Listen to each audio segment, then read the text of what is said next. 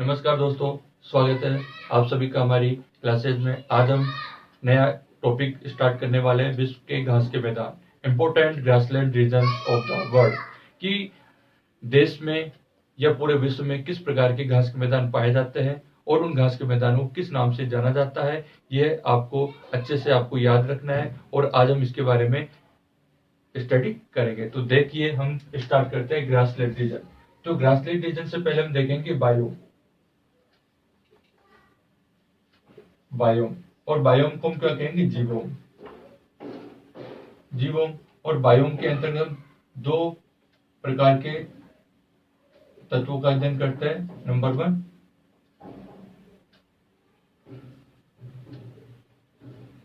पादप और प्लस प्राणी। पादप और प्राणी, इन दोनों के सम्मिलित अध्ययन को हमने क्या कहा? बायोम कहा। और बायोम के अंतर्गत पादप में हमने ग्रासलैंड पढ़ा और पादप में ही हम देखेंगे वनस्पति। वनस्पति और जो वनस्पति किसको डिफाइन करती है? वनस्पति एज ए ग्रासलैंड एरिया को भी बताती है वनस्पति। और वनस्पति का आधार क्या होता है? वनस्पति किसके द्वारा पोषित होती है? वनस्पति पर प्रभाव पड़ता है जलवायु का। जलवायु को तो हम ये कह सकते हैं कि बायोम के अंतर्गत पादप और प्राणी का तो सम्मिलित रूप से अध्ययन करते ही, और जिसे हम जीवोम या जीवमंडल के नाम से भी जानते हैं। जीवोम या जीवमंडल के नाम से भी जानते हैं। और पादप में वनस्पति, और वनस्पति का ही एक भाग ग्रासलैंड या घास के मैदान भी किया जाता है। और वनस्पति पे किसका अध्ययन, किसका प्रभाव पड़ा? जलवायु का। तो हम ये देखते हैं कि वायु में जो पादप या वायु में जो मुख्य फैक्टर है, वो मुख्य फैक्टर क्या है? क्लाइमेट है, जलवायु है, और उसी के द्वारा वहां की ग्रासलैंड एरिया या वहां की वेजिटेशन प्रभावित होती है। Grassland, study of the grassland,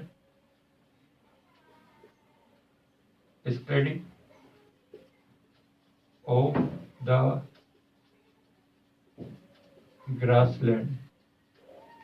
तो स्टडी ऑफ द ग्रासलैंड को हम क्या कहेंगे? स्टडी ऑफ द ग्रासलैंड को हम कहेंगे एग्रो स्टोलॉजी। तो काफी अच्छा वर्ड है एग्रो स्टोलॉजी, तो ध्यान रखिए, agrostology, study of the grassland. और इसी के साथ में हम देख लेते हैं study of the soil. Study of the soil को हम क्या कहेंगे? पेडोलॉजी। पेडोलॉजी यानी मृदा विज्ञान। Study of the soil, pedology. और study of the rock, petrology. ये दोनों वर्ड क्यों बता रहा हूं? कि जिससे कि आपको मालूम रहे कि पेडोलॉजी एंड पेट्रोलॉजी में दोनों कुछ डिफरेंट है। पेट्रो और पेडो, तो पेट्रो में क्या हो गया? चट्टान का अध्ययन करना, और पेडोलॉजी में क्या हो गया? मृदा विज्ञान का अध्ययन करना। तो हम देखते हैं कि विश्व में जो ग्रास लैंड पाए जाते हैं, मुख्यतः दो प्रकार के पाए जाते हैं। और इनको हम अगर अक्षांश स्थिति के द्वारा इनकी लोकेशन मालूम करें तो भी स्पष्ट होता है। तो विश्व के जो दो घास के मैदान है, एक उष्ण कटिबंधीय घास का मैदान, एक शीतोष्ण कटिबंधीय घास का मैदान। उष्ण कटिबंधीय घास का मैदान यानी हॉट रीजन, और हॉट रीजन यानी तापमान ज्यादा है। तापमान ज्यादा है तो वहां पर बारिश कम होगी, जिस कारण से वहां पर वनस्पतियां नहीं मिलकर घास भूमियां पाई जाती है। और एक अच्छी बात और कि जो ग्रासलैंड होता है वो किसके? वन और मरुस्थल। वन और मरुस्थल, इन दोनों के बीच के भाग में आपकी ग्रासलैंड पड़े जाता है। यानी कि वन से थोड़ा कम और मरुस्थल से थोड़ा ज्यादा, इन दोनों के सम्मिलित रूप में हम ग्रासलैंड या घास की भूमियों को पढ़ते हैं। और विश्व में तो अगर आपको ये भी मालूम होना चाहिए, जैसे प्रेरित घास या प्रेरित ग्रासलैंड जो यूएसए में पाए जाते हैं, उनको तो हम क्या कहते हैं? उनको तो हम विश्व की रोटी की डालिया भी कह सकते हैं, विश्व में रोटी की टोकरी भी कहते हैं। यानी कि जो भी घास मैदान होते हैं, ऐसा नहीं है केवल घास पढ़ रहे तो इम्पोर्टेंस नहीं है। वो घास के मैदान अपने आप में एक वहां की भौगोलिक स्थिति को प्रभावित करते हैं, और वहां के उद्योग धंधों के अंतर्गत उनका एक बड़ा प्रभाव देखा जाता है। क्योंकि प्रेरिस तो गेहूं के अन्न भंडार, जहाँ पर बड़े पैमाने पर पशुपालन किया जाता है, पशुपालन किया जाता है। पशुपालन को बड़े पैमाने पे मार्केटिंग के पर्पज से, वाणिज्यिक दृष्टि से उनका व्यापार भी किया जाता है, और उनके मांस का, उनकी ऊन का बड़े पैमाने पर उपयोग किया जाता है। यानी इकोनॉमिक सेक्टर में भी इनका प्रेरित घास के मैदान के थ्रू एक पशुपालन का भी एक बड़ा भाग देखने को मिलता है। तो देखते हैं हम आगे ग्रासलैंड को हम सामान्यतः 2 प्रकार भागों में बांटते हैं, देखते हैं।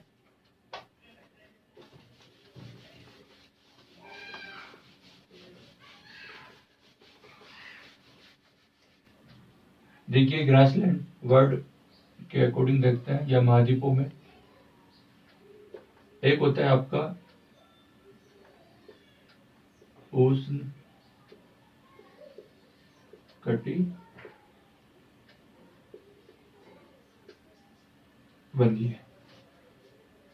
दूसरा होता है आपका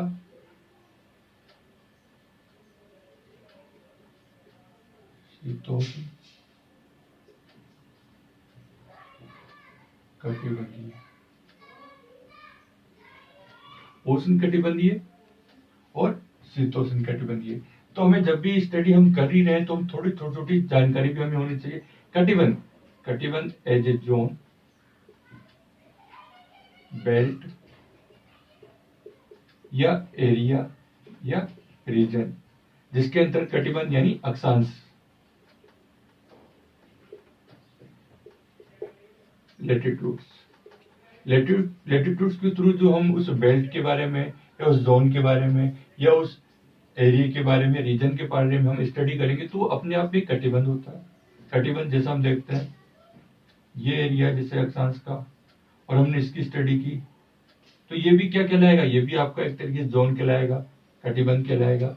उष्ण, उष्ण के डिफाइन करेगा उष्ण हॉट यानी गर्म एरिया होगा और हॉट और गर्म एरिया होगा तो टेम्परेचर शायद ज्यादा होना चाहिए, रेनफॉल कम होना चाहिए। और जब ये दोनों कम होगी तो सिंपल सी बात है वहां की वनस्पति में कहीं ना कहीं कमी देखने को मिलेगी और घास जैसे क्षेत्र आपको दिखाई देंगे। इसी प्रकार से यदि हम शीतोष्ण की बात करें तो शीतोष्ण में देखिए शीत प्लस उष्ण से बना है। इट मीन्स की two types climate is better compare to tropical, better compare to tropical. उष्ण कटिबंधीय को हमने क्या कहा tropical, tropical then temperate.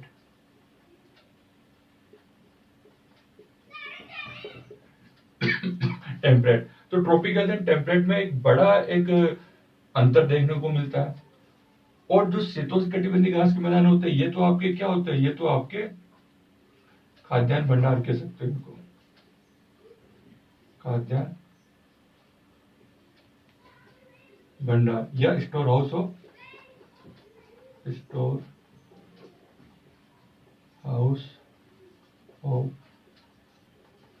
Wheat, गेहूं के भंडार भी कह सकते हो। और इन्हें हम जैसे प्रेरीज आपने देखा था, प्रेरीज पढ़ेंगे तो उसके बारे में बताएंगे। प्रेरीज जो आपके यूएसए में है तो वो भी क्या एक शीतोष्ण कटिबंधीय घास का मैदान है। तो हम आगे बताते हैं आपको।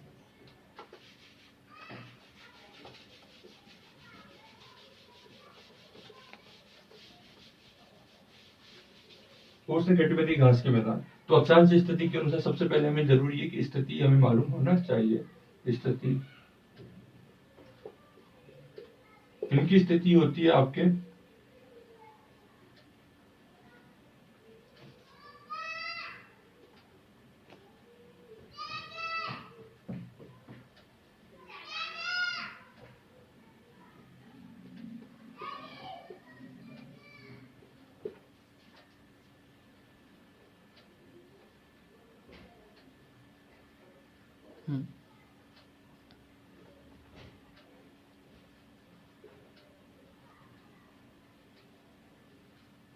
यही देखने का क्या कि जो अगर ग्लोब में अगर आप देख रहे हो ये आपकी इक्वेटर लाइन है और इक्वेटर लाइन के जैसे हम ऊपर जाएंगे तो ये होते हैं आपके पोल और इधर आप वापस नीचे जाते हो ये भी होते हैं आपके पोल। यानी 10 यानी 0 से 90 या 90 से 0। तो हम ये देख रहे हैं कि इंक्रीज कर रहे हैं, अक्षांश स्थिति बढ़ रही है। इधर एक भी क्या हो रही है, अक्षांश स्थिति बढ़ रही है और ध्रुवों से विषुवत रेखा की ओर आते हैं तो अक्षांश स्थिति कम होती जा रही है। तो हमने कहा उष्ण कटिबंधीय घास के मैदान वो कहां पे पाए जाएंगे, आपके 10 डिग्री से लेकर 30 डिग्री अक्षांशों के मध्य में पाए जाएंगे। और हमने कहा शीतोष्णकटिबंधीय, शीतोष्णकटिबंधीय 30 डिग्री अक्षांश से लेकर 40 डिग्री दोनों गोलार्धों के अक्षांशों के मध्य में पाए जाएंगी इसकी स्थिति। और इन घास के मैदानों को, जैसे उष्णकटिबंधीय घास के मैदान है जिन्हें अलग अलग नामों से जाना जाता है, जैसे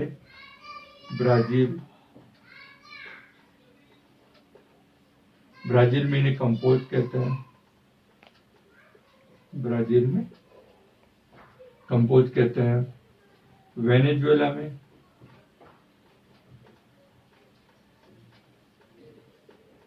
लानोज कहते हैं, अफ्रीका में या उत्तर अफ्रीका में सवाना कहते हैं। एक वर्ड होता है पार्कलैंड, पार्कलैंड। तो पार्कलैंड क्या होता है? पार्कलैंड का मतलब उष्णकटिबंधीय जो एरिया होता है या सवाना घास के मैदान होता है, वहां पे क्या छोटे छोटे पेड़ भी होते हैं, छोटे छोटे पेड़, जिन्हें हम क्या कहते हैं? पार्कलैंड कहा जाता है। और नंबर 5 में हम देखते हैं Bolivia.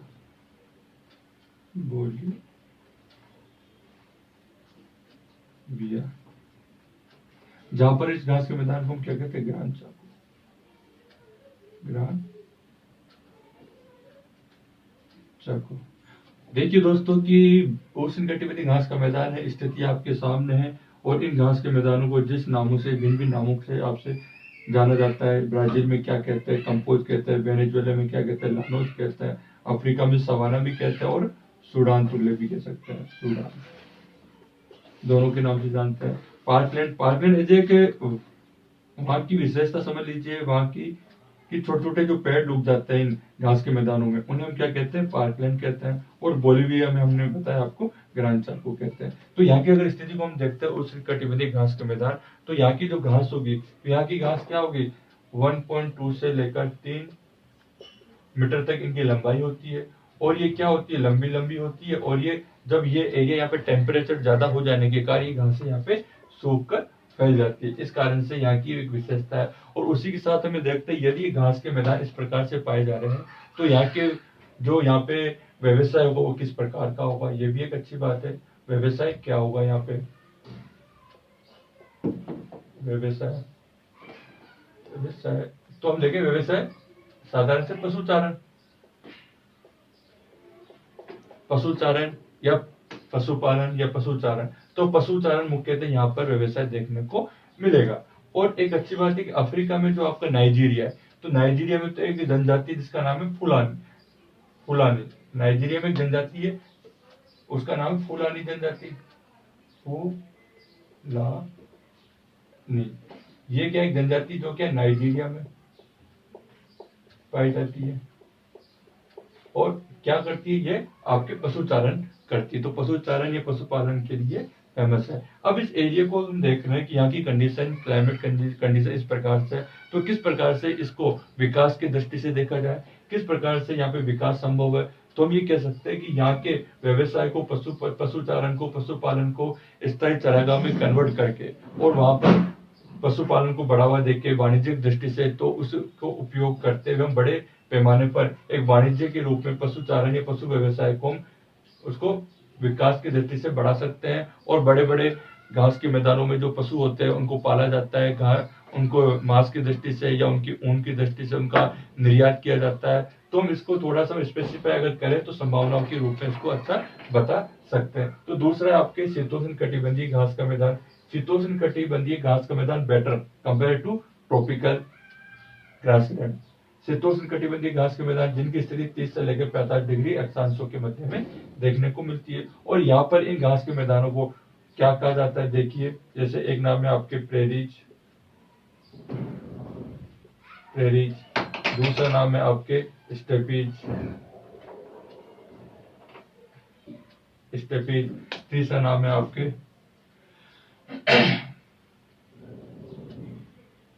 Welds, number 4 downs,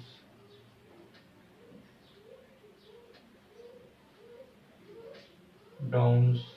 number 5 pampas.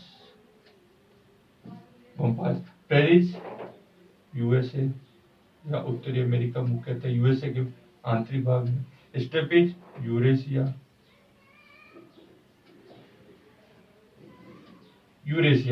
Asia में भी है, यूरोप में भी है और मुख्यतः रशिया में भी स्टेपीज कहा जाएगा। वेल्स दक्षिण अफ्रीका। Downs Australia.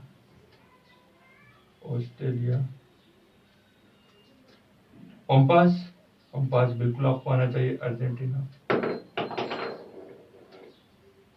अर्जेंटीना। और नंबर 6 आपकी न्यूजीलैंड।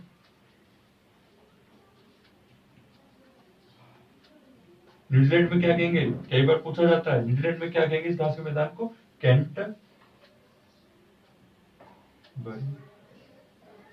कैंटबरी कहेंगे। न्यूजीलैंड में हमने कहा कैंटबरी। तो वापस से एक बार रिपीट करते हैं कि जो मुख्यतः जो फैक्ट पूछा जाता है, तो फैक्ट आपसे पूछा जाएगा कि शीतोष्ण कटिबंधीय घास का मैदान आपको दे दिया जाएगा प्रेरीज या स्टेपीज या वेल्स या डाउन या पंपास, न्यूजीलैंड। तो पहले तो आपको सबसे पहले मालूम होना चाहिए कि types of grass land, temperate या शीतोष्ण। उसके बाद आपको मालूम होना चाहिए किस देश में होगा।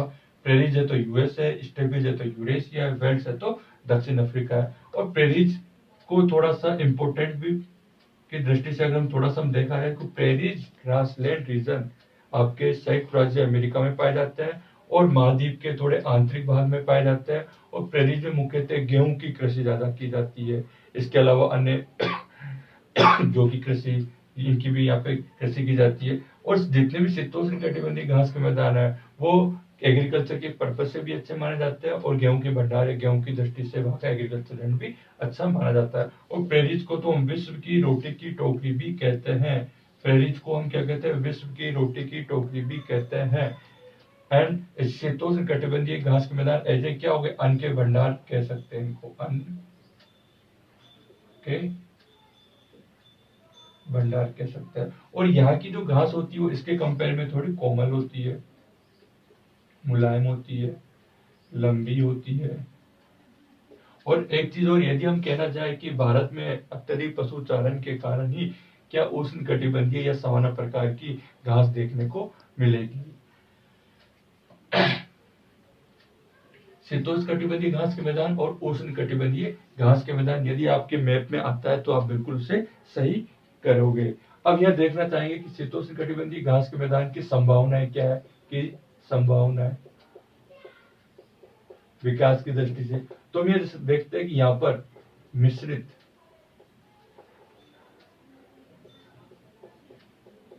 कृषि को बढ़ावा दिया गया है। मिश्रित यानी mix agriculture, very important question. Mix agriculture, बच्चे काफी बार गलती करते हैं कि मिक्स एग्रीकल्चर यानी एक से अधिक फसलों को एक साथ बोना या दो से अधिक फसलों को बोना। Note, it is wrong.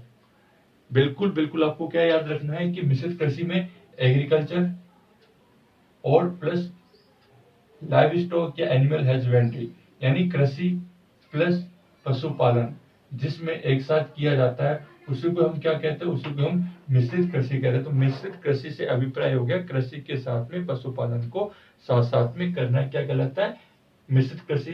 तो शीतोष्ण कटिबंधीय घास के मैदानों में मिश्रित कृषि और स्थायी कृषि या स्थायी चारागाह के द्वारा इस क्षेत्र को ज्यादा प्रोग्रेसिव बना सकते हैं। और यहाँ के ग्रासलैंड रीजन में पशुओं को बड़े पैमाने पर भी पाला जाता है, क्योंकि हमने पहले ही बता चुके हैं कि कृषि के साथ पशुपालन है। और पशुओं का एक वाणिज्यिक दृष्टि से उनका निर्यात भी किया जाता है, उनके मांस का निर्यात किया जाता है, उनकी ऊन का निर्यात किया जाता है, भेड़ों को पाला जाता है। और यहाँ पे क्या है, इन पशुओं को जैसे बड़े जंगली सुअर है उनको मक्का की जो कृषि की करते हैं वहां पे उन सुअरों को पाला भी जाता है और बड़े हेल्दी होने के पश्चात उनको मांस की पर्पज से उनका निर्यात किया जाता है। इसमें हम ये कह सकते हैं कि कृषि भी कीजिए और पशुपालन भी कीजिए। और किस प्रकार का? वाणिज्यिक पशुपालन। तो इस कारण से उष्ण कटिबंधीय घास के मैदानों की तुलना में शीतोष्ण कटिबंधीय घास के मैदान ज्यादा अच्छे माने जाते हैं। तो देखिए दोस्तों, सवाल काफी सीधा पूछा जाता है। कुछ हमने फैक्ट्स आपको बताया वो आपको आने भी चाहिए। और मैप के पर्पज से जैसे ब्राजील कहाँ है, वेनेजुएला कहाँ पर है, अफ्रीका कहाँ है, पार्कलैंड क्या चीज है, बोलिविया में क्या कहते हैं, तो ये सब आपको आना चाहिए। तो मैं ये जो आज की क्लास अपनी हुई है, वो मैं ये मान के चलता हूँ कि आप आने वाले जो भी एग्जाम है ये पूछे जाते हैं क्वेश्चन तो आप गलत नहीं करोगे। थैंक यू, धन्यवाद।